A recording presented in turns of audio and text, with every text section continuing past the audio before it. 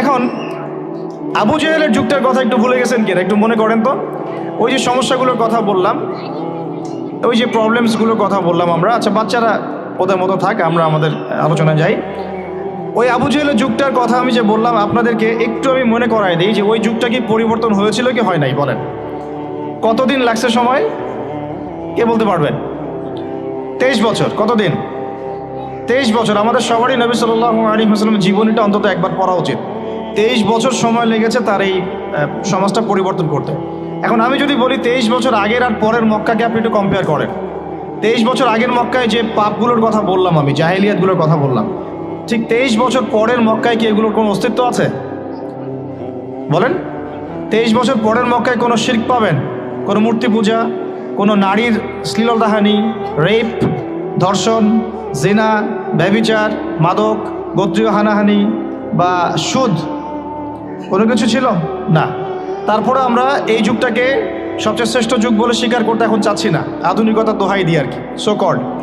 দেখুন এই 23 বছরের নবী সাল্লাল্লাহু আলাইহি ওয়াসাল্লাম পানি পড়া খাওয়ায় বেড়ান নাই মানুষকে। তিনি মানুষকে খালি ফু দিয়ে বের হন নাই, তিনি শুধু তাসবিহ দানা নিয়ে সুবহানাল্লাহ সুবহানাল্লাহ আলহামদুলিল্লাহ আলহামদুলিল্লাহ আল্লাহু আকবার এমন করেই তার জিকির করে শেষ করেন নাই। মসজিদের কোনায় তিনি সবসময় বসে থাকেন নাই। 23 বছরে তিনি কিন্তু মানুষের উপর কোনো জাদু বা সেহের করেন নাই। এই 23 বছরে তিনি কিছু কাজ করেছেন যার ফলশ্রুতিতে এই সমাজটা 23 বছরের মধ্যে টোটালি চেঞ্জ হয়ে গেছে। এবং সেই কাজটা তিনি করেছেন মূলত কোরআন কেন্দ্রিক এবং তার সুন্নাহ কেন্দ্রিক। কি কাজ করেছেন? ফার্স্ট অফ অল তিনি প্রত্যেকটা মানুষের ভিতরের আকীদা পরিবর্তন করেছেন, তাদেরকে কোরআন শিক্ষা দিয়েছেন, তার সুন্নত শিক্ষা দিয়েছেন, আত্মশুদ্ধি শিক্ষা দিয়েছেন, আদব শিক্ষা দিয়েছেন। আত্মশুদ্ধি শিক্ষা দিয়েছেন, আদব শিক্ষা দিয়েছেন। রিজিকের হারাম থেকে মানুষকে বের করেছেন, সামাজিক জাহিলিয়াতগুলোকে দূর করেছেন, সৎ কাজে আদেশও যেমন করেছেন, একই সাথে অ্যাট দ্য সেম টাইম অন্যায় কাজে নিষেধও করেছেন। তিনি মানুষকে আল্লাহর ইবাদতের দিকে ডেকেছেন, একই সাথে তিনি কিন্তু মানুষকে গায়রুল্লাহর ইবাদত থেকেও বাইরে বের করে এনেছেন। তিনি প্রয়োজনে সবর করেছেন, কখনো গালি খেয়েছেন, কখনো মার খেয়েছেন, কখনো দেশ থেকে চলেও গেছেন, কখনো তায়েফে গিয়েছেন, কখনো সাহাবীদেরকে আবিসিনিয়ায় পাঠিয়েছেন, কখনো নিজে আবার মদিনায় হিজরত করেছেন। মদিনায় গিয়ে কখনো আবার তিনি রাষ্ট্র কায়েম করেছেন, কখনো আবার তাকে যুদ্ধ করতে হয়েছে, কখনো তিনি আবার সেনাবাহিনী গঠন করেছেন, সারিয়া অভিযান করেছেন, বদরের মাঠে গিয়েছেন, উহুদে গিয়েছেন, খন্দকে গিয়েছেন, হুদাইবিয়ার সন্ধিতে তিনি মেনে নিয়েছেন। পরে আবার মদিনায় ফেরত গিয়ে খায়বার আক্রমণ করেছেন। পরে আস্তে আস্তে পররাষ্ট্রনীতি অ্যাপ্লাই করে মক্কা বিজয় করে পুরো মক্কায় জাজিরাতুল আরবে তিনি দিনটা প্রতিষ্ঠা করেছেন। ওই 23 বছর পরের মক্কায় আপনি কিন্তু আর কোনো রকম জাহিলিয়াত দেখছেন না। তাহলে আমরা বলতে পারি পুরো বিষয়টা কিন্তু হয়েছে, সম্ভব হয়েছে ওই একটা শব্দ থেকে শুরু হয়েছে, ইকরা মানে পড়ুন। এমন কোনো সাহাবী আপনি দেখাতে পারবেন না যে সাহাবী কোরআন তেলাওয়াত করতে জানতেন না। এমন কোনো সাহাবী আপনি খুঁজে পাবেন না যিনি কোরআনের অর্থ জানতেন না। এমন কোনো মহিলা সাহাবীও আপনি পাবেন না যিনি কোরআন জানতেন না, হাদিস জানতেন না, উসুল বুঝতেন না, ফিকহ বুঝতেন না, মাসলা মাসাইল বুঝতেন না, আকীদা ঠিক ছিল না, ইত্যাদি ইত্যাদি। এমন কোনো মানুষ আপনি তখন খুঁজে পাবেন না। এখন হচ্ছে এটা আমাদের সমাজের মৌলিক সমস্যা। আর এখন যদি আপনি 90% মুসলিমের এই বাংলাদেশে সার্চ করেন, যদিও এটা এখন 90% নাই, অলমোস্ট 80% চলে আসছে, বিকজ দিন দিন আমাদের এখানে খ্রিস্টানদের সংখ্যা বাড়ছে, কাদিয়ানীদের সংখ্যা বাড়ছে, আরও অন্য জাতিদের সংখ্যা বাড়ছে, বিকজ অফ আমাদের শীতনিদ্রা। আমরা বলি আমরা এখন শীত নিদ্রায় আছি। আমরা পড়ে আছি জিলাপি, খোরমা, বিরিয়ানি, হাত বাঁধা, আমিন জোরে আসতে ইত্যাদি নিয়ে। এদিকে মাশাআল্লাহ নাউজুবিল্লাহ যা কাজ হওয়ার হয়ে যাচ্ছে, যা ধ্বংস হওয়ার সেটা হয়ে যাচ্ছে। তো এখন কথা হচ্ছে যে এই যে পরিবর্তনটা নবী সাল্লাল্লাহু আলাইহি ওয়াসাল্লাম করলেন, আমরা যদি এখন আমাদের দেশের দিকে তাকাই, ধরে নিলাম 90%ই মুসলিম দেশ। আপনি 90% মুসলিমের মধ্যে 80% দেখবেন নামাজই পড়ে না, 80% মেয়ে দেখবেন পর্দা নাই, 80% ফ্যামিলির মধ্যে প্রপার ইসলাম প্রতিষ্ঠা নাই, 80% মুসলমান আমাদের দেশে বিশুদ্ধ করে কোরআন তেলাওয়াত করতে পারে না। 80% মুসলমান দেখবেন জাকাত ফরজ হয়েছে যাদের, তারা জাকাত দেয় না। রমজান মাসে সওমও অনেকে রাখেন না। আমরা সৎ কাজে আদেশ সবাই করি না, অসৎ কাজে নিষেধের তো প্রশ্নই ওঠে না, সৎ কাজে আদেশও সবাই করি না। আবার আমরা যারা ধর্মতাত্ত্বিক কথা বলছি দাড়ি টুপি নিয়ে, আমাদের মতো ডিভাইডেশনের অভাব নাই। একেবারে হাজারটা ডিভাইডেশনে আমরা অলরেডি লিপ্ত হয়ে গেছি আর কি। তো এই যে একটা সমস্যা, আবার ইকোনমিক লাইফে আমরা ম্যাক্সিমামই সুদ খাচ্ছি। আমরা আমারতে খেয়ানত করতেছি, মাপে কম দিচ্ছি, দুর্নীতি করতেছি। জানি আল্লাহ বলে একজন আছেন, জানি রসুল বলে একজন আছেন, জানি মৃত্যু হবে, জানি কিয়ামতে জবাবদিহি করতে হবে, জানার পরেও প্রত্যেকটা ক্ষেত্রে টপ টু বটম আমরা চুরি করতেছি, দুর্নীতি করতেছি, আমাদের খেয়ানত করতেছি। এবং আমরা বাইরে আবার জুমার নামাজও পড়তেছি, ঈদের নামাজও পড়তেছি, কোনো কোনো ক্ষেত্রে চিল্লা দিচ্ছি এবং শেষ বয়সে হজ করে মনে করতেছি যে আমি মাশাআল্লাহ জান্নাতে চলে যাব। তা আমাদের ইসলামের কনসেপ্টটা এরকম। এই কারণে আসলে আমরা আলটিমেট যে একটা সোশ্যাল রেভলিউশনের কথা বলি, এটা হয়ে উঠতেছে না। এখন অনেক বড় বড় কথা বলে ফেললাম, এখন আমি বেসিক জায়গাতে এসে শেষ করি। দেখেন, নবী সাল্লাল্লাহু আলাইহি ওয়াসাল্লামের এই যে ভিত্তিটা, বেসটা সমাজ সংস্কারের, এটা তার ইন্তেকালের সাথে সাথে কিন্তু শেষ হয়ে যায় নাই। শেষ হয়ে গিয়েছিল কি? বরং তারপরে 4 খলিফার যুগ আসছে। কত খলিফা বলেন? আপনারা তো জানেন অনেকেই। আবু বকর রাদিয়াল্লাহু আনহু প্রায় 2-2.5 বছর শাসন করেছেন। তখন কি ওটা চেঞ্জ হয়ে গিয়েছিল, আবার জাহিলিয়াতে চলে গেছিল? না, ওই জায়গায় ছিল, বরং আরও ডেভেলপ করেছে। তারপরে ওমর রাদিয়াল্লাহু আনহু 10 বছর। এই 10 বছরকে বলা হয় বিশ্বের ইতিহাসের সেরা শাসন। আজ পর্যন্ত কেউ এটা প্রতিষ্ঠা করতে পারেনি, পেরেছে? আধুনিক রাষ্ট্র ব্যবস্থা প্রত্যেকটাই ওমর রাদিয়াল্লাহু আনহু থেকেই আসছে, প্রত্যেকটা মন্ত্রণালয় পর্যন্ত। এরা এটা স্বীকার করতে চায় না। আমি আমার সাথে যদি বসে ডিবেট, আমি প্রমাণ করে দেখাবো ইনশাআল্লাহ। তারপরে আসছে উসমান রাদিয়াল্লাহু আনহুর 12 বছর, আরও ডেভেলপ করেছে। তারপরে আসছে আলী রাদিয়াল্লাহু আনহুর প্রায় 2-2.5-3 বছর। ওই সময় একটু গৃহযুদ্ধ হয়েছিল। এটা সাহাবীদের ব্যাপার, আমরা এগুলো নিয়ে কোনো মন্তব্য করব না। সাহাবীদের মধ্যে যত কনফ্লিক্টই হোক না কেন, আমরা তাদেরকে নিয়ে কোনো মন্তব্য করতে যাব না। এটা আকীদার খেলাফ আহলুস সুন্নাহ ওয়াল জামাত। তো 4 খলিফার 30 বছরে ইসলাম আরও আগায় গেছে, পিছায় নাই, কিন্তু এক পাও পিছায় নাই, আলহামদুলিল্লাহ। এরপরে কি ইসলাম থেমে গেছে? না। এরপর আসছে উমাইয়াদের শাসন। উমাইয়ারা 97 বছর শাসন করছে ওই প্ল্যাটফর্মের উপর দাঁড়াই। তারপরে শাসন করছে আব্বাসীয়রা প্রায় 550 বছর ওই প্ল্যাটফর্মের উপর দাঁড়াই। বরং আব্বাসীয়দের সময় আপনারা জানেন, ওই যে খলিফা আল মামুনের নাম শুনেছেন না? খলিফা আল মামুন। তো তখন দেখা যায় যে বাইতুল হিকমা, আমরা যেটাকে বলি দ্য নলেজ অফ উইজডম, বাগদাদে প্রতিষ্ঠা করা হয়েছিল। পৃথিবীর ইতিহাসে এইরকম সমৃদ্ধ বিশ্ববিদ্যালয় লাইব্রেরি কখনো হয় নাই, যেটা 1258 সালে এই তাতার মঙ্গলরা এসে ধ্বংস করেছিল। ওখানে প্রায় 6 লক্ষ কিতাব ছিল। ওই 6 লক্ষ কিতাবকে তারা পুড়িয়েছে, এই ইউফ্রেটিস নদীতে ফেলে দিয়েছে। ওই কিতাবগুলো এখনও পাওয়া যায় নাই। না জানি এই কিতাবে কী কী জ্ঞান ছিল আমরা জানিও না, কিন্তু এগুলো এখনো আনা হয়নি, পাওয়া যায়নি। আর ওরা আমাদের সভ্যতা ধ্বংস করে দিয়েছিল। এই যে মঙ্গলরা, তাতারিরা, হালাকু খায়, চেঙ্গিস খানের বংশধর যারা, এগুলো হয়েছে হিস্ট্রিতে। ওই জ্ঞানতাত্ত্বিক রেভলিউশনের উপর দাঁড়াই, ইকরা বিসমি রাব্বিকাল্লাযী খালাক, ওর উপর দাঁড়াই এই যে আমাদের খলিফারা শাসন করেছেন এভাবে। তারপরে আসছে মামলুকরা। মামলুকদের হাতে আবার এই যে আপনার এই যে কি যুদ্ধটার নাম, যেটা ইয়াদের সাথে হয়েছে, এই মঙ্গলদের সাথে, আইন জালুত, এটার নাম হচ্ছে আইন জালুতের যুদ্ধ। এই যুদ্ধে আবার মঙ্গলরা পরাজিত হয়েছে, তখন মঙ্গলদের দাপটটা কমে যায়। তারপরে আবার শাসন করেছে আইয়ুবীরা। আইয়ুবীদের মধ্যে আছে সালাউদ্দিন আইয়ুবীর নাম শুনেছেন, যার হাতে বাইতুল মুকাদ্দাস জয় হয়েছিল। তারপরে শাসন করেছে এদিকে ফাতেমিরা, মোগলরা করেছে।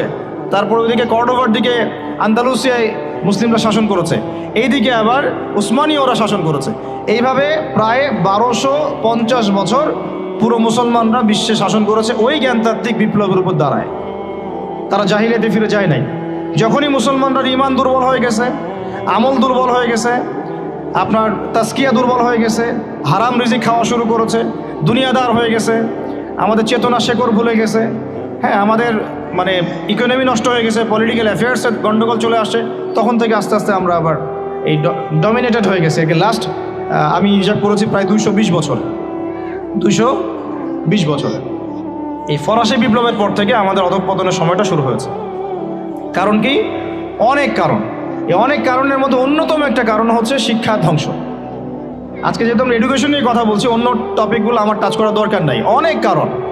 এই আমাদের যে লাস্ট 220 বছরে এই অধঃপতন, যে এখন আমাদেরকে নামাজের মাসালা শেখাতে হয়, ওজুর মাসালা শেখাতে হয়, আমাদের ছেলে মেয়েদেরকে ওমর, খালিদ, হামজার নাম শোনাতে হয়, চিনাতে হয়, হ্যাঁ, ইতিহাস জানাতে হয়, ফিকের মাসালা শেখাতে হয়। কোরআন তেলাওয়াত করতে পারে না 80% মানুষ। ওজু মাসালা, গোসলের মাসালা, ফরজ, ওয়াজিব, সুন্নত, মুস্তাহাব জানে না। 80% জেনারেল লাইনে পড়ে, তারা নামাজের মাসালা বুঝতেছে না। মানে এখন যে একটা পুরো ম্যাসাকার অবস্থা, এটা লাস্ট 220 বছরে এমনি হয় নাই। বেশ কিছু কারণ আছে। তার মধ্যে আমি একটা কারণ ফাইন্ড আউট করেছি, সেটা হলো এই ইকোনমিক কারণ, একটা পলিটিক্যাল কারণ, একটা হচ্ছে সাংস্কৃতিক আগ্রাসন, একটা হলো কাফেরদের দৌরত্ব, একটা হলো আমাদের চেতনা মানে নষ্ট হয়ে যাওয়া, শেকড় থেকে দূরে সরে আসা। সবচেয়ে বড় কথা, আল্লাহ এবং তার রাসূলের সাথে যে প্রতিশ্রুতি দিয়েছিলাম আমরা, এখান থেকে আমরা খেয়ানত করেছি, খেয়ানতকারী, মূল কথা এটা। এখন কথা হচ্ছে এই লাস্ট 200 বছর আবার কিভাবে এডুকেশনটা নষ্ট হয়ে গেল, কিভাবে, এটা একটা পয়েন্ট। এই পয়েন্টটা আমি আপনাদেরকে জাস্ট 2 মিনিটে বোঝাচ্ছি। এডুকেশনটা নষ্ট হয়ে যায় নাই, বরং এডুকেশনটা কি হয়েছে, এডুকেশনটা মেরুকরণ হয়েছে। এডুকেশনটা কি হয়েছে বলেন? মেরুকরণটা কি? মেরুকরণ মানে হচ্ছে যে আমরা এটাকে শিক্ষা, যে আসলে শিক্ষাই, ইসলামী শিক্ষাও শিক্ষা, ইংরেজি শিক্ষাও শিক্ষা, ম্যাথামেটিক্সও শিক্ষা, সায়েন্সও শিক্ষা, আর্টসও শিক্ষা, কমার্সও শিক্ষা, যতক্ষণ না সেটা কোরআন সুন্নাহর সাথে সাংঘর্ষিক হয়, সব কিছুই জ্ঞান। এই কনসেপ্টটা আমরা ভুলে গেছি। এই কনসেপ্টটা আমাদের বাপদাদাদের ছিল, মানে 1200 বছর আগে যারা ছিল তাদের এই কনসেপ্টটা ছিল। আমি যে কলমটা দিয়ে কথাগুলো লিখেছি না, এই কলমের যে বলটা আছে, এই বলটা আবিষ্কার করেছে মুসলমানরা, এই কলমটা আবিষ্কার করেছে মুসলমানরা। এই যে কফিটা খাইতে খাইতে আমি এটা লিখছি, এই কফিটা আবিষ্কার করেছে মুসলমানরা। এই কাগজ, এই যে আপনার দফতর, চেয়ার, এই টেবিল, মানে আপনি যেগুলো দেখতেছেন সামনে, যা সামনে দেখতেছেন আপনি, সবই মুসলমানদের। ক্যামেরা, আলোর প্রতিবিম্ব, প্রতিচ্ছবি, রক্ত সংবহন তন্ত্র, আপনার কেমিস্ট্রি, আপনার জ্যোতির্বিদ্যা, আপনার কি বলবো ফিলোসফি, এটা নিয়ে আরেকটা লেকচার দেওয়া যাবে ইনশাল্লাহ, আরেকদিন দিব এটা দিয়ে। আপনার বল পেন থেকে শুরু করে রাষ্ট্র ব্যবস্থার সংবিধান পর্যন্ত এভরিথিং মুসলমানরা করে দিয়েছে, এভরিথিং, একটা সেক্টরও বাদ নাই, একটা সেক্টরও বাদ নাই। এটা গড়েছিল কারা? ওই যে 1200 বছর আগে চার খলিফার যুগে, উমাইয়াদের যুগে, আব্বাসীয়দের যুগে, তারা এগুলো গড়ে দিয়েছিল। পরে যখন অধঃপতনের সময় শুরু হয়েছে আমাদের লাস্ট 220 বছর 300 বছরে, তখন পশ্চিমারা এগুলো আমাদের থেকে ধার করেছে, ধার করে নিয়ে ওর উপর দ্বারাই ওদের সভ্যতা নির্মাণ করেছে। এটার উপর বাহাস হতে পারে, ডিবেট হতে পারে, ওদেরকে বসতে বলেন, আমি বসতে রাজি আছি। এটার উপর বাহাস হতে পারে যে আমি বলছি যে কলমের বল থেকে শুরু করে আপনার কফি যেটা খাচ্ছেন আপনি, যে ল্যাপটপে আপনি অ্যালগোরিদম করে করে যে আমাদের ইসলামের বিরুদ্ধে বইপত্র লিখতেছেন, ওই অ্যালগোরিদম পর্যন্ত মুসলমানদের আবিষ্কার করে। এটা আমাদের এই জেনারেশনের 90%ই জানে না, হীনমন্যতায় ভোগে। অথচ চার খলিফার যুগে, আব্বাসীয়দের যুগে, উমাইয়াদের যুগে এগুলো আমরা আবিষ্কার করে বিশ্বকে দিয়েছি। এই যে মিসাইল ছুটতেছে ওরা, এই যে মিসাইল ছুটতেছে, পৃথিবীর সর্বপ্রথম মিসাইল আবিষ্কার করেছিলেন সাদ ইবনে আবি ওয়াক্কাস রাদিয়াল্লাহু আনহু।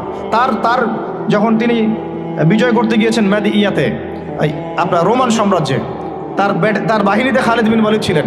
ওই সময় ওটাকে বলা হতো মিনজানিক, ওটাকে মিসাইল বলা হতো না, বলা হতো মিনজানিক। এম শব্দটা রেখে দিয়েছে ওরা, মিনজানিক আরবি শব্দ, ওরা এখান থেকে মিসাইল শব্দ আনছে, কিন্তু কাজটা একই। ওইটা দিয়ে রোমানদের ওই দেওয়াল দুর্গ ভেঙে দেওয়া হয়েছিল দূর থেকে। আমি জাস্ট বলতে চাচ্ছি, চার খলিফার যুগে, আব্বাসীয়দের যুগে, উমাইয়াদের যুগে বিশ্বে মুসলমানরা যে প্রত্যেকটা ডিপার্টমেন্ট করে দিয়েছে, ওর উপর দাঁড়ায় আজকের এই পশ্চিমারা দাঁড়ায় আছে, এই বিশ্ব দাঁড়ায় আছে। এখন শিক্ষার মেরুকরণটা কি হলো তাহলে? লাস্ট 220 বছরে শিক্ষাটাকে ভাগ করে ফেলা হলো, যে তোমরা যারা দাড়ি টুপিওয়ালা মানুষ, তোমরা যারা ইবাদত বন্দেগী করতে চাও, তোমরা পড়বা কোরআন এবং হাদিস, তোমরা পড়বা উসুল, ফিকহ ইত্যাদি ইত্যাদি। আর যারা তোমরা ডাক্তার হতে চাও, ইঞ্জিনিয়ার হতে চাও, ব্যারিস্টার হতে চাও, তারপরে পলিটিশিয়ান হতে চাও ইত্যাদি ইত্যাদি, তোমরা পড়বা ইংরেজি, বাংলা, সায়েন্স, ম্যাথামেটিক্স, হ্যাঁ, আর্টস, কমার্স, ব্যারিস্ট্রি, মেডিকেল সায়েন্স ইত্যাদি তোমরা পড়বা। এই যে মেরুকরণ, এই মেরুকরণটাই হারাম হয়েছে প্রথম। এটাই একটা বাজে জিনিস হয়েছে শিক্ষার মধ্যে। কখনো মেরুকরণ ছিল না, বরং ওমর রাদিয়াল্লাহু আনহুকে আপনি দেখেন, ওমর রাদিয়াল্লাহু আনহু একজন ফকিহ, একজন হাফেজ, একজন আলেম, একজন বিজ্ঞ খলিফা, পাশাপাশি একজন রাষ্ট্রপ্রধান। এবার আমাদের এগুলো বললে তো ওনারা রাগ করে। আমি তো খোলামেলা ওনাদের সাথে কথা বলি এখন, যে আপনাদের মধ্যে একজন ব্যক্তিকে জুমার খুতবা দিতে পাঠান দেখি, ইয়াতে মেম্বরে 360 জন এমপি একজনকে পাঠান যে জুমার খুতবা দিতে পারেন। দাঁড়ায় বলবে ইন্নাল হামদুলিল্লাহ নাহমাদুহু ওয়া নাস্তাঈনুহু মান ইয়াহদিহিল্লাহু ফালা মুদিল্লা লাহু ওয়া মান ইউদ্লিল ফালা হাদিয়া। আরবি দিয়ে জাস্ট 5টা মিনিট আপনি খুতবা দিবেন, জুমার খুতবা, এজ এ রাষ্ট্রপ্রধান। দেখেন পারে নাকি? 1200 বছর যিনি খলিফা তিনি খুতবা দিয়েছেন, তিনি ছিলেন ফকিহ, তিনি ছিলেন আলেম, তিনি ছিলেন বিজ্ঞ পণ্ডিত, তিনি হাফেজ। এই 1250 বছরে যিনি ফিলোসফার, তিনি এদিকে আবার মুহাদ্দিস, যিনি মেডিকেল সায়েন্সের দক্ষ, তিনি আবার এদিকে হাফেজ, সেখানে কারি, সেখানে আলেম। এই শিক্ষার বিভক্তিটা আমাদের মধ্যে ছিল না। সেকুলার কনসেপ্টগুলো যখন আসছে এই লাস্ট 200-300 বছরে, তখন থেকে আস্তে আস্তে শিক্ষাটাকে এভাবে ভাগ করে আমরা একাকার করে ফেললাম। এখন একজন মসজিদের ইমাম সাহেবকে আপনি যদি জিজ্ঞাসা করেন যে সিরিয়ার রাজধানীর নাম কি, বলতে পারবে না অনেকেই। অর্থনীতির এটা কি, বিটকয়েন কি জিনিস, ও বলবে এটা আবার কি জিনিস। ক্রিপ্টোকারেন্সি কি, বলবে এটার নাম তো জীবনে শুনি নাই, অথচ এটা ইকোনমিক্সের একটা বেসিক জিনিস। ইনফ্লেশন কি দেখবেন অনেকেই বলতে পারতেছে না, কিন্তু সে দাওরাত হাদিস পাস করেছে, ইফতা দিয়েছে, তাখাসুস করেছে। তাহলে শিক্ষাটাকে আমরা এভাবে ভাগ করে ফেললাম। এদিকে আবার যারা জেনারেল লাইন আমরা পড়েছি, ধরেন জিজ্ঞাসা করেন যে ফরজ গোসল কেমন করে করতে হয়, সবাই ফরজ গোসল করি, কিন্তু আমরা যারা ম্যাচিউরড এবং ম্যারিড অনেকেই মাসালা ভুল আছে, অনেকেই পর্দা করে, পর্দার ফরজগুলো বলতে পারবে না। নামাজ, সবাই নামাজ পড়ে, নামাজের আরকান আহকামগুলো বলতে পারতেছে না। আমাদের এই যে ইয়াং জেনারেশন যারা স্কুলে কলেজ ইউনিভার্সিটিতে পড়েন, আপনি সবাইকে ধরে অজুর খালি 4টা ফরজ জিজ্ঞাসা করেন, অজু 4 ফরজ কি বলো দেখি, দেখবেন বলতে পারতেছে না। এই যে অবস্থাটা, এটা কি আপনাদের কাছে মনে হয় এমনি হঠাৎ করে হয়েছে?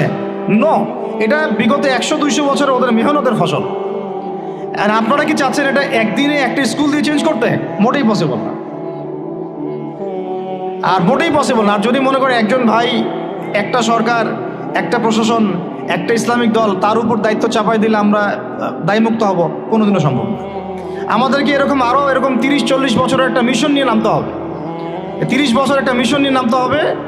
30 ইয়ার্সে আমরা কোন জেনারেশন দেখতে চাই। এই আমার মেয়েটার বয়স যখন, এখন বয়স ওর 5 বছর 6 বছর, ওর বয়স যখন 20 বছর হবে, তখন আমি ওকে কোন জায়গায় দেখতে চাই, এবং এই 15 বছর আমি কিভাবে পড়ালে ওকে আমি ওই জায়গায় নিতে পারবো, এই ফিকিরটা আমাদেরকে করতে হবে। এখন কাজ মোটামুটি করা হয়ে গেছে, খালি দরকার সমন্বয়। আমি বলছি না যে গভর্নমেন্টের শিক্ষানীতিতে সবই খারাপ, নো, নট অ্যাট অল, সব খারাপ না। কিছু বিষয়ে ওই যে কি বলবো, মধুর মধ্যে বিষ মিশানো আছে। মধুর মধ্যে কি কিছু বিষ মিশানো আছে, কিন্তু এখানে মধু আছে, কোয়ালিটি কিছু মধু আছে। তারপরে ইসলামিক শিক্ষার কি সব খারাপ? এর 99%ই ভালো। হয়তো কিছু জায়গায় আপনি দেখবেন কিছু বিতর্কিত বিষয় চলে আসতেছে, যেটা হয়তো ইচ্ছায় বা অনিচ্ছায় চলে আসতেছে, যেটা আমাদের নিজেদের মধ্যে সমস্যা, আপোষের সমস্যা। আমরা আমাদের অনেক সময় দলীয় স্বার্থ বলেন, আদর্শগত স্বার্থ বলেন, অনেক স্বার্থ বিবেচনায় এই জিনিসগুলোকে টলারেট করতেছে, কিন্তু বেশিরভাগই কিন্তু এখানে আপনি ভালোই পাবেন। কখনোই এখানে আপনি 1%ও, মানে 0.1% হয়তো খারাপ পাইতে পারেন, যেটা আমাদের দোষে পাচ্ছেন। এটা আসলে ইসলামের দোষ না, আমাদের দোষে। এখন নতুন করে সব প্রণয়ন করতে হবে এটা জরুরি না। কাজটা হচ্ছে এখন এই যে এই দুইটাকে সর্বোচ্চ সমন্বয় করা, দ্যাটস অল, আর কিছু দরকার নাই। এই দুইটাকে সর্বোচ্চ সমন্বয় করা। এখন সমন্বয়ে আবু তোহা আদনান ভাই করবে না, সমন্বয়ে মিজানুর রহমান আজহারি ভাই করবে না, সমন্বয় বাংলাদেশের শিক্ষামন্ত্রীর দিকে তাকায় থেকে লাভ নাই, সমন্বয় অমুক হুজুর তমুক দল তারা করবে না। সমন্বয়ের দায়িত্ব আপনাদের সবার। কারণ সন্তান তো আপনার ফিকির কি, আপনার চিন্তা কি? আমরা সবাই রেডিমেড পাইলে সেখানে গিয়ে একটা জিনিসকে মানে নার্সিং করতে চাই, যে ওরা করুক তারপরে গিয়ে আমি জয়েন হব না। এই চিন্তাটাই ত্যাগ করতে হবে।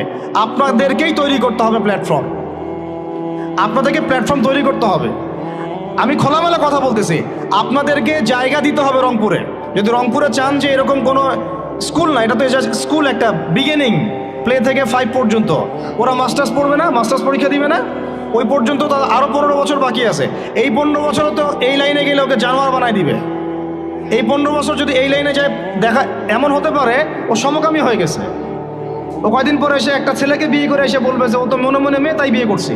তখন আপনি মুখ দেখাবেন কিভাবে? এমন তো হইতেই পারে, অস্বাভাবিক কিছু না, এগুলো হচ্ছে তো এখন। তো এখন আমি খোলামেলা কথা বলতেছি যে এই দায়িত্বটা আমার বা আমাদের একার নয়। ভুল ধরা যাবে অনেক, আমাদের সীমাবদ্ধতার শেষ নাই, ভুলের কোনো শেষ নাই, স্বীকার করতেছি। এরা চেষ্টা করতেছে, কিন্তু আমি জানি চেষ্টাটা মানে প্রয়োজনের তুলনায় নিতান্তই কম। আমাদেরকে সবাই মিলে চেষ্টা করতে হবে। আগে দরকার জায়গা। যদি আপনার জায়গা থাকে বা আপনাদের যদি জায়গা থাকে, আগে আপনারা জায়গা দেন রংপুর শহরে। কারণ আমরা চাই না যে কোনো জায়গায় কারো বাসায় ভাড়া নিয়ে আমাকে প্রতিষ্ঠান করতে হয়, এটা আমি চাই না। এটা আমরা কেন করবো এটা? আমরা যদি আমাদের বাচ্চাদের ফিউচারের জন্য উদ্বিগ্ন থাকি, তাহলে আপনারও তো উদ্বিগ্ন হওয়া উচিত। আপনার যদি 100% জমি থাকে, 10% দিয়ে দেন, 20% দিয়ে দেন, 50% ওয়াকফ করে দেন, এটা আপনার কিয়ামতের জন্য, কিয়ামতের মাঠ পর্যন্ত জারিয়া হয়ে থাকবে ইনশাআল্লাহ। এটা তো আমার দায়িত্ব না, এটা আপনারও দায়িত্ব। আপনার যদি ব্যালেন্স থাকে আপনি এখানে কন্ট্রিবিউট করেন, বিল্ডিং নির্মাণ আপনি করেন। আমার কাছে বলেন ভাই আপনি কি দিতে পারবেন, আমি আপনাকে পুরো সিলেবাস করে দিতে পারবো ইনশাআল্লাহ, একদম প্লে থেকে নিয়ে মাস্টার্স পর্যন্ত। আমি কিন্তু এমনি কথাগুলো বলি নাই। আমাকে যদি গভর্নমেন্ট এখনও ডাকে কল করে উপরের লেভেল থেকে, আমি বলছি 5 বছর সময় নিব, খালি জাস্ট 5 বছর সময় নিব ইনশাআল্লাহ। আমাকে 100 জনের প্যানেল দিয়ে দেন, পুরো শিক্ষা সিস্টেম চেঞ্জ করে দেওয়া যাবে ইনশাআল্লাহ। আল্লাহ পাক আমাদেরকে বুদ্ধি প্রতিবন্ধী হিসেবে তৈরি করেন নাই। যারা আছে এদের মাথায় কি আছে, এরা কি পাস করে আসছে, এটা আমরা খুব ভালো করে জানি, আমরা খুব ভালো করে জানি। কিন্তু আমরা অন্যকে আন্ডারএস্টিমেট করতে চাচ্ছি না, আমাদের নিজেদের উপর কনফিডেন্স আছে আমাদের। এটাকে চেঞ্জ করা খুবই সম্ভব, ভেরি মাচ পসিবল। এই ক্লাস 5 পর্যন্ত বাচ্চাদেরকে যদি আমরা এভাবে গড়ে তুলতে পারি, আস্তে আস্তে পর্যায়ক্রমে 8, 9, 10 এভাবে গিয়ে আমরা ইনশাল্লাহ মাস্টার্স পর্যন্ত যেতে পারবো ইনশাল্লাহ। আর যদি দেখা যায় না এই সিস্টেমে পারছি না, তাহলে কোনো সমস্যা নেই, আমরা এটার নাম মাদ্রাসা দিয়ে দিব, কোনো সমস্যা নাই। তহা জিন্নুরাইন ইসলামিক স্কুলের দরকার নাই, আমার তহা জিন্নুরাইন ইসলামিক মাদ্রাসা থাকলেও চলবে। স্কুলই হতে হবে শেষে, নট নেসেসারি। আমার দরকার সিলেবাসটা কি, আমি পড়াচ্ছি কি, আমার এনভায়রনমেন্ট কি, আমার বাচ্চারা খেলতেছে কি না, ভালো খাচ্ছে কি না, ওদের পরিবেশ কেমন, এটা মূল কথা, আমার টাইটেলটা মূল কথা না। আর এই প্রজেক্টটা আমরা চাই সারা বাংলাদেশের 64টা জেলায় একটা করে বড় বড় ইউনিভার্সিটি হোক এবং 68,000 গ্রাম বাংলায় একটা করে মক্তব হোক। তাহলে দেখবেন আগামী 20 বছরে আমি ইনশাআল্লাহ আপনাদেরকে একটা প্রজন্ম করে দিতে পারবো ইনশাআল্লাহ। তবে এই দায়িত্বটা কিন্তু আমার একার না, আমি আপনাদেরকে উদাত্ত আহ্বান খোলামেলা বলতেছি, আপনাদেরকে আগে আসতে হবে। জায়গা থাকলে জায়গা দেন, আপনাদের অর্থের কন্ট্রিবিউশন করতে পারেন সেটা করেন, যদি আপনি ব্যালেন্স দিতে পারেন সেটা করেন, ফাইন্যান্সে হেল্প করতে পারেন সেটা করেন। যদি আপনি এটা এত কিছু না পড়েন, আপনার কিছু একটা বিল্ডিং আছে আল্লাহর জন্য দিয়ে দেন, এটা আপনি আমাদেরকে দিচ্ছেন না, আল্লাহর জন্য দিচ্ছেন। আপনি যদি এটাও না পারেন, অন্তত তাহাজ্জুদে আমাদের জন্য দোয়া করেন, অন্তত দোয়া করেন, অথবা বুদ্ধি দেন, পরামর্শ দেন, বা ধৈর্য ধরে সবর করে আমাদের সাথে থাকেন, থেকে 10টা বছর ওয়েট করেন, দেখেন কি হয়। আমার শুধু আমার মেয়েকে নিয়ে ফিকির না তো, এই প্রত্যেকটা বাচ্চা আমার বাচ্চা, আল্লাহর কসম করে বলতেছি। প্যালেস্টাইনে যখন আমরা দেখি যে আমাদের এক একটা বাচ্চা না খেয়ে মারা যাচ্ছে, তখন আমার নিজের যৌবনের উপর আমার ধিক্কার আসে যে আমি যুবক হয়ে এখানে বসে আছি, আর আমি এই মানে কি বল মন্দের ভালো কিছু কাজ করার চেষ্টা করতেছি, অথচ আমাদের এই যে কচিকাচা বাচ্চাগুলো প্রত্যেকদিন বোমের শিকার হচ্ছে।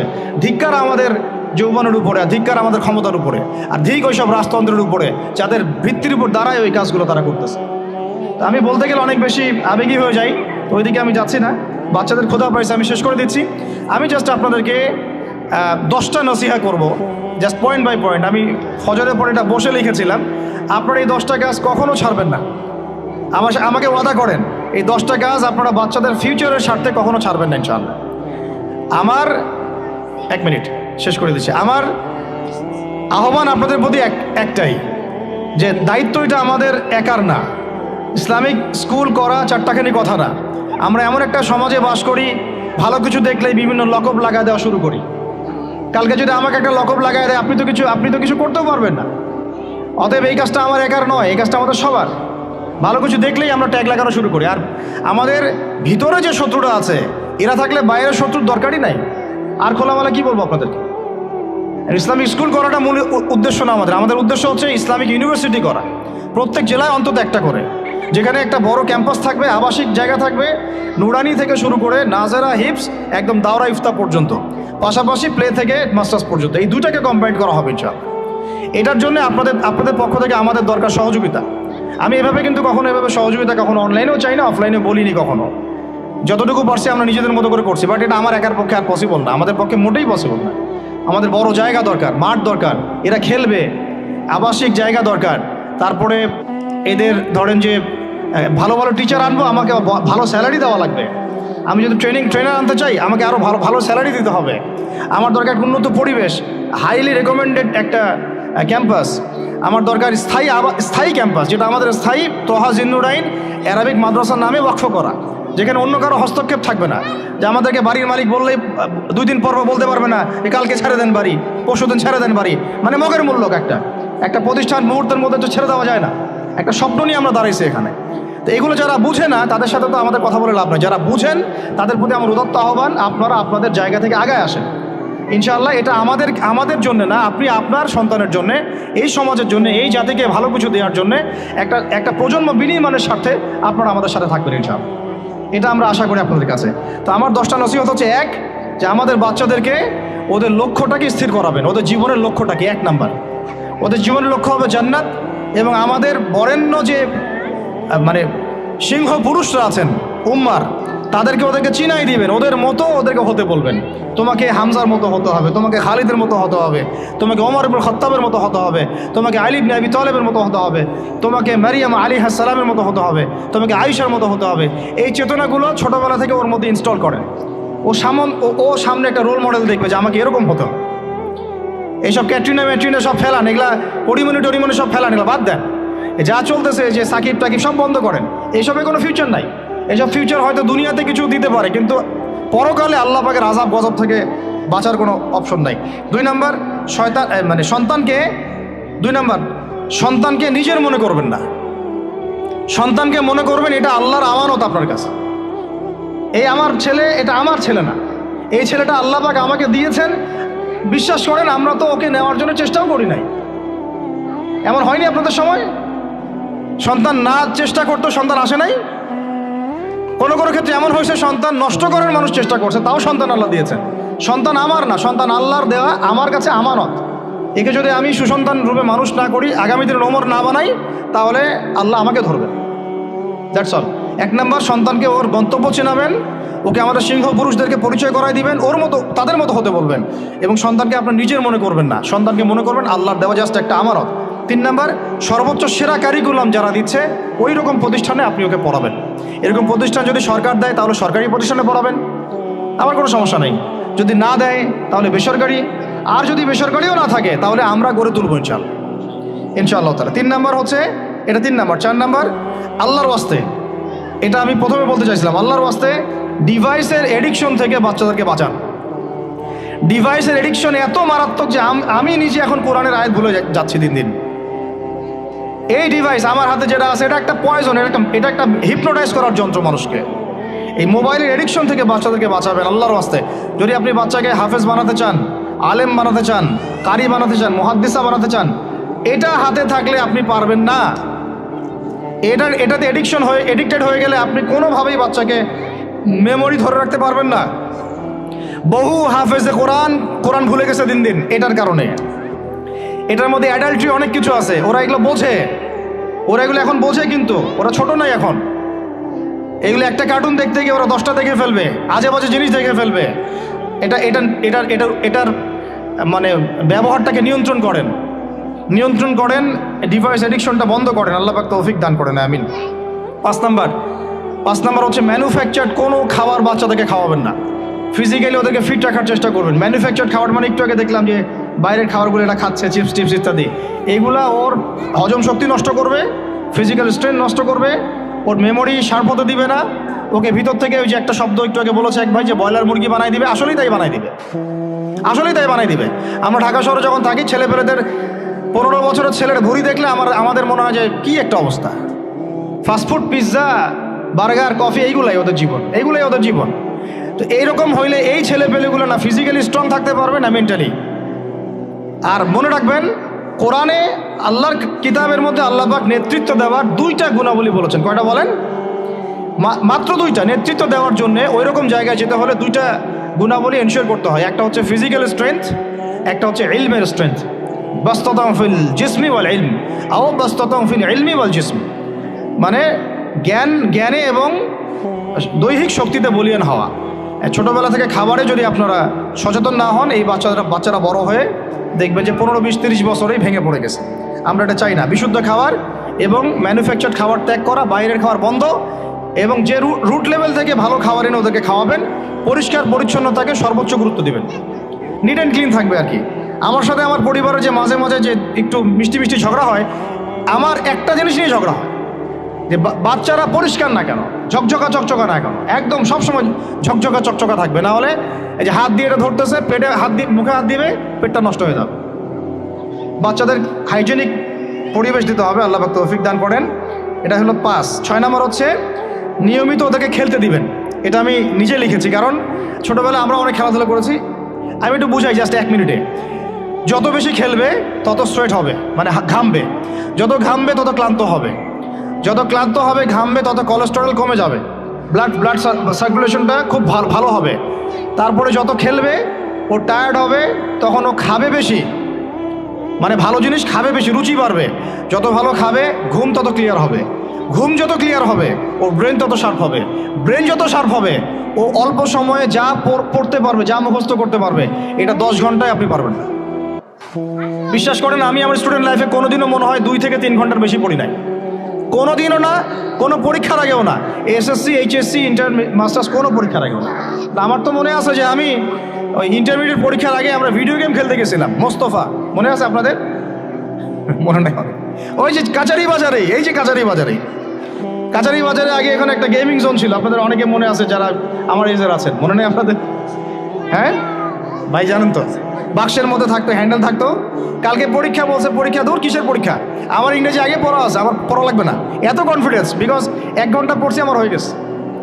তো এই হলো অবস্থা, মানে বাচ্চাকে খেলতে দিতে হবে, খেলতে দিলে ওর ব্রেন ডেভেলপমেন্টে অনেক কাজে দিবে, ক্ষুধা বাড়বে, ঘুম ভালো হবে, ইনশাআল্লাহ তাআলা ওরা পড়া দ্রুত মনে রাখতে পারবে ইনশাআল্লাহ তাআলা। 7 নাম্বার হচ্ছে ভাই, এটা আমাদের ভাই বোনদের জন্য, যে পারিবারিক বন্ধনটা ভালো রাখেন। যে পরিবারে হাজব্যান্ড ওয়াইফের বন্ধন ভালো না, ওই পরিবারে ভালো সন্তান গড়ে উঠবে না। ওরা অনেক কিন্তু দেখবেন যে মানে মেন্টালি অনেক ডিপ্রেসড হয়ে যাবে। পারিবারিক বন্ডিংটা খুব ইম্পর্টেন্ট, এই জন্য আমরা দোয়া করি আল্লাহ পাক যেন সবার মধ্যে পারিবারিক বন্ডিংটা ভালো রাখেন এবং পারিবারিক কলহ থেকে আল্লাহ পাক আপনাদেরকে হেফাজত করেন, আমিন। আর অ্যাটলিস্ট বাচ্চাদের সামনে এগুলো করবেন না, যদি ঝগড়া হয় বা কথা কাটাকাটি হয়, অ্যাটলিস্ট বাচ্চাদের সামনে করবেন না। এগুলো বাচ্চাদের শিশু মনে অনেক প্রভাব ফেলে, অনেক প্রভাব ফেলে। আপনার উমর রাদিয়াল্লাহু আনহুর ঘটনা জানেন তো? উনি এত কঠোর কেন জানেন? আপনারা যে বলেন উনি কঠোর মানুষ ছিলেন, কেন জানেন? উনার বাবা তাকে ছোটবেলায় কঠিন শাসন করতেন, কঠিন শাসন। ঠিক আমি এরকম একটা পরিবেশে বড় হয়েছি। যারা খুব কঠিন শাসনে বড় হয় তারা হয় দুরকম হবে, এক হয় তারা নষ্ট হয়ে যাবে, অথবা তারা উম্মাকে নেতৃত্ব দিবে, দুটার একটা।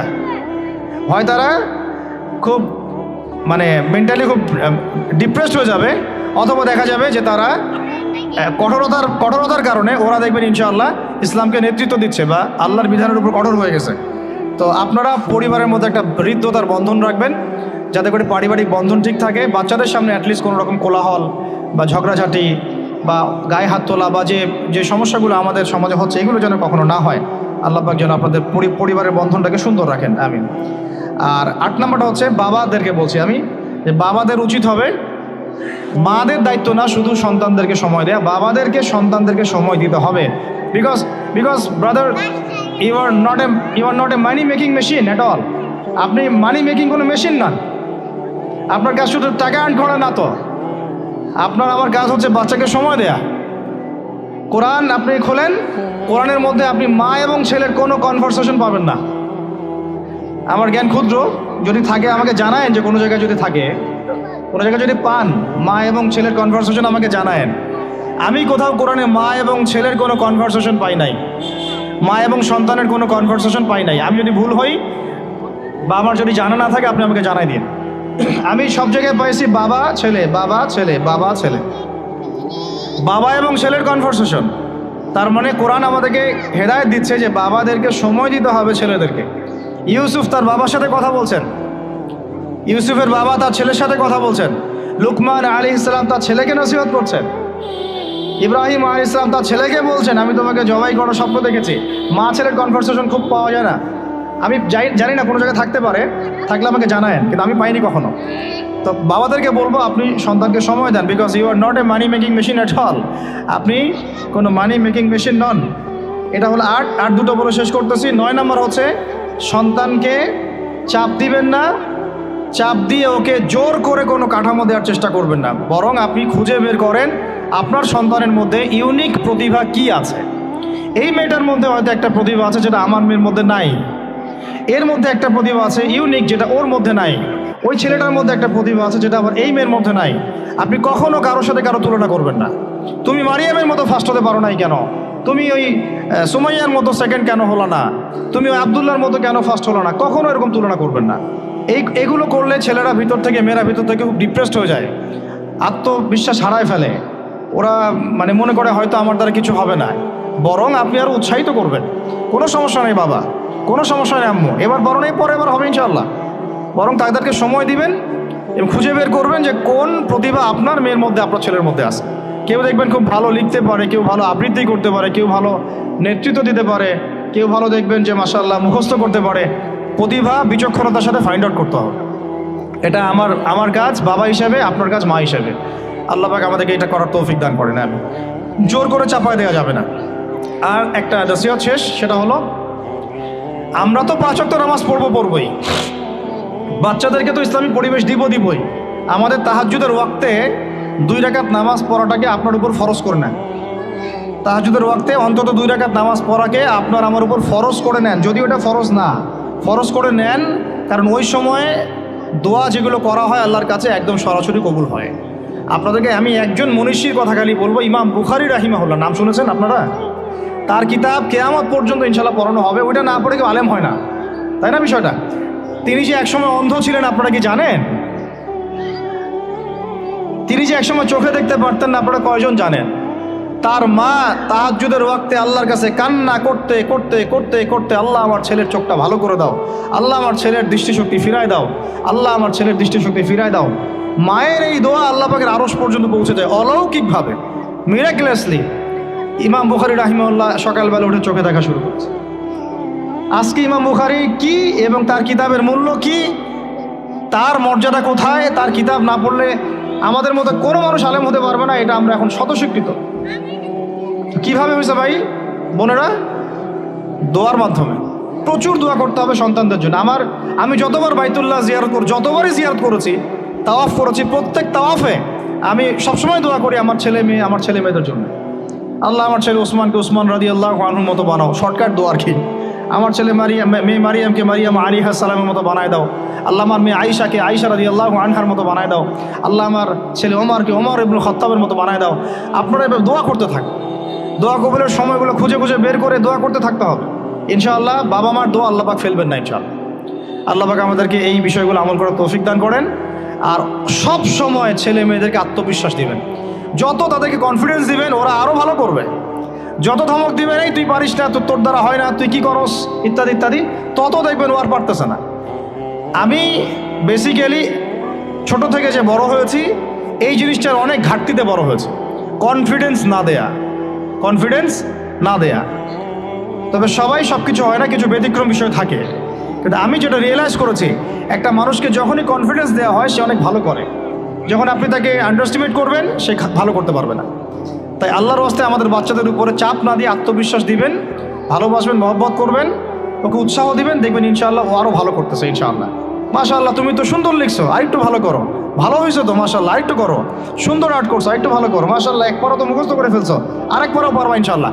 ওকে এইভাবে বুস্ট আপ করতে থাকেন ইনশাআল্লাহ তাআলা। দেখবেন এভাবে যদি একটা পরিকল্পনা মাফিক আমরা আগাই, জাস্ট 20টা বছর সবর করি যদি আমরা, আল্লাহ পাক যেন আমাদেরকে তৌফিক দান করেন, টানা 20 বছর যদি আমরা নেক হায়াতের সাথে এভাবে রাত দিন 24 ঘন্টা নিরলস দিনের কাজ করতে পারি, অ্যাটলিস্ট এডুকেশন সেক্টরে, আমাদের তো পলিটিক্যাল সেকশন নাই, ইকোনমিক সেকশন আমাদের হাতে নাই, অ্যাটলিস্ট শিক্ষা সেক্টরে যদি আমরা এভাবে কাজ করতে পারি, আগামী 20 বছরে বাংলাদেশের শিক্ষা ক্ষেত্রের হুলিয়া পরিবর্তন করে ফেলা সম্ভব ইনশাআল্লাহ। কারণ সব কিছু নতুন করে করা লাগবে না, আমরা শুধু সমন্বয় করব, পরিবেশ করব এবং আমাদের জানমাল, সময়, শ্রম, জমি জমা এগুলো ওয়াকফ করবো ইনশাআল্লাহ আল্লাহর জন্য। এবং এগুলো করলে লাভ কি হবে? ওই বিখ্যাত হাদিসটা দিয়ে শেষ করতেছি, যে নবী সাল্লাল্লাহু আলাইহি ওয়াসাল্লাম বলেছেন, ইযা মাতাল ইনসান, যখন মানুষ ইন্তেকাল করবে বা করে, ইনকাতা আনহু আমালু, তার আমল নামাটা কেটে দেওয়া হয়, বন্ধ হয়ে যায়। ইল্লা সালাস, 3টা রাস্তা খালি জারি থাকে।